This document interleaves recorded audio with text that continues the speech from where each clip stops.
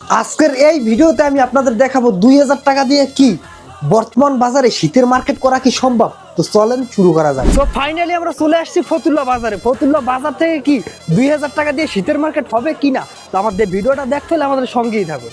তো আমাদের পাশে একটা দোকান আসলে দোকানে আমরা ঢুকছিলাম, ঢুকে মানে একটা লেডিস জ্যাকেট, যেটা জিন্সের জ্যাকেট, ওটা আমরা দেখলাম। দেখার পর ম্যাডামের পছন্দ হইলো। ম্যাডামের পছন্দ হওয়ার পর ভাইয়ের কাছে দাম জিজ্ঞেস করলাম, ভাই এটা কত টাকা? তো ভাইয়া আচ্ছা কত দেবো সেটা করে? এটা ডিজাইন ভালো লাগছে, আগে দেখি গেল পরে কইন। 1850 টাকা চাইছে নাকি? ফিক্স প্রাইস কত আপনি বলেন?